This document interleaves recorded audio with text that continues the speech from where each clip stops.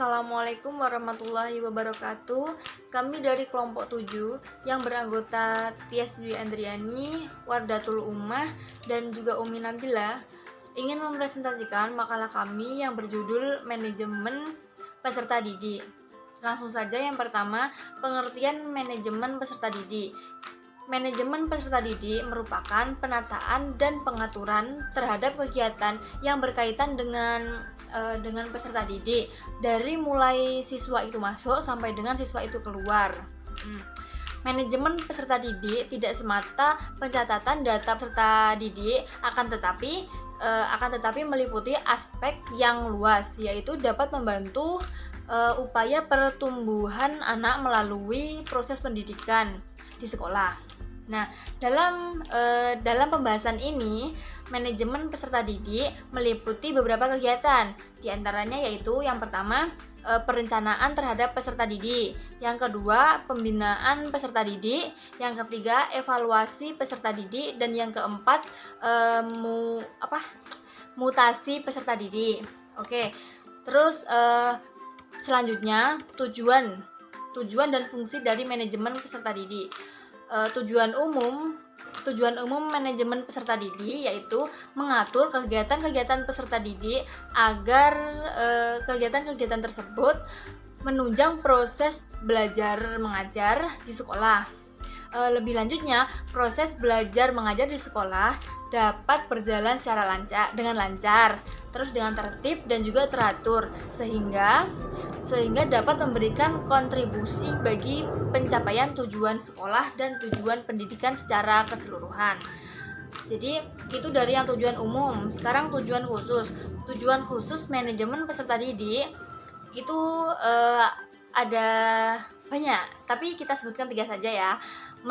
Yang pertama, meningkatkan pengetahuan, keterampilan, dan juga psikomotor peserta didik. Terus yang kedua, menyalurkan dan mengembangkan kemampuan umum atau kecerdasan, bakat, dan minat peserta didik.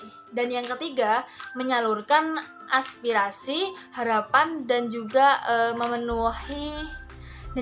memenuhi kebutuhan peserta didik, dan masih banyak lainnya. Selanjutnya, fungsi manajemen peserta didik. Fungsi umumnya adalah sebagai wahana bagi peserta didik untuk mengembangkan diri seoptimal mungkin, baik yang berkenaan dengan segi-segi individualitasnya, segi sosialnya, segi aspirasinya, segi kebutuhannya, dan juga segi-segi potensi peserta didik lainnya. Selanjutnya, fungsi manajemen peserta didik secara khusus meliputi yang pertama, fungsi yang berkenaan dengan pengembangan individualitas peserta didik. Yang kedua, fungsi yang berkenaan dengan pengembangan fungsi sosial peserta didik, dan yang ketiga yaitu fungsi yang berkenaan dengan penyaluran aspirasi dan harapan peserta didik. Prinsip manajemen peserta didik. Prinsip bisa diartikan sebagai suatu konsep sosial yang harus dipegang teguh dan dijadikan sebagai pedoman dalam menjalankan suatu tugas. Manajemen kesiswaan atau peserta didik berfungsi untuk mengatur berbagai kegiatan dalam bidang kesiswaan agar proses pembelajaran di sekolah berjalan dengan tertib, teratur, dan lancar. Prinsip-prinsip manajemen peserta didik diantaranya adalah 1. Manajemen peserta didik dipegang sebagai bagian dari keseluruhan manajemen sekolah. 2. Manajemen peserta didik harus mengemban misi pendidikan dalam rangka mendidik peserta didik. 3. Kegiatan manajemen peserta didik harus diupayakan untuk mempersatukan peserta didik yang mempunyai aneka ragam latar belakang dan memiliki banyak perbedaan. Selanjutnya, pendekatan manajemen peserta didik. Pendekatan manajemen peserta didik terbagi menjadi 2, yaitu yang pertama, pendekatan kuantitatif. Pendekatan ini lebih menjurus atau lebih membahas tentang segi-segi administratif dan juga birokratik dalam pendidikan. Yang kedua, pendekatan kualitatif. Pendekatan ini lebih membahas tentang kesejahteraan peserta didik. Selanjutnya, kegiatan manajemen peserta didik. Kegiatan ini lebih menjurus ke mempersatukan peserta didik, lebih memberikan bimbingan atau dukungan untuk peserta didik dan juga memberikan dorongan kemandirian untuk peserta didik. Selanjutnya adalah layanan khusus peserta didik. Manajemen layanan khusus di suatu sekolah merupakan bagian yang penting dalam manajemen berbasis sekolah atau MBS. Sekolah merupakan salah satu sarana yang digunakan untuk meningkatkan kualitas bangsa Indonesia. Layanan khusus yang diberikan sekolah kepada peserta didik tersebut pada umumnya sama, akan tetapi proses pengelolaan dan pemanfaatan yang berbeda-beda. Beberapa bentuk layanan khusus di sekolah adalah layanan bimbingan konseling.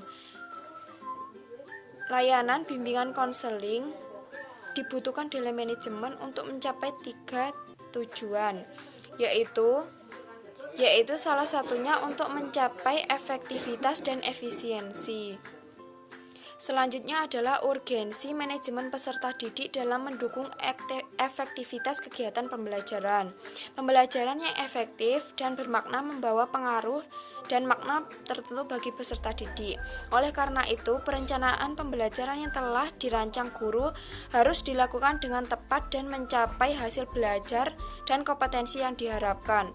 Artinya, pembelajaran yang efektif dan bermakna menunjukkan bahwa selama pembelajaran berlangsung dapat mewujudkan keterampilan, yaitu peserta didik menguasai kompetensi serta keterampilan yang diharapkan. Selanjutnya adalah problematika dalam manajemen peserta didik. Pada dasarnya ada 2 masalah pokok yang dihadapi oleh dunia pendidikan di tanah air, yaitu yang pertama, bagaimana semua warga dapat menikmati kesempatan pendidikan, dan yang kedua, bagaimana pendidikan dapat membekali peserta didik dengan keterampilannya yang mantap untuk dapat terjun ke dalam kancah kehidupan bermasyarakat. Dari kedua masalah pokok tersebut, maka permasalahan pokok yang pertama yaitu mengenai masalah pemerasan pendidikan, dan masalah pokok yang kedua menyangkut masalah mutu, efisiensi, dan relevansi pendidikan. Sekian dari kelompok kami. Apabila ada kesalahan dalam ucapan, penulisan maupun yang lain, mohon dimaafkan. Sekian, terima kasih. Wassalamualaikum warahmatullahi wabarakatuh.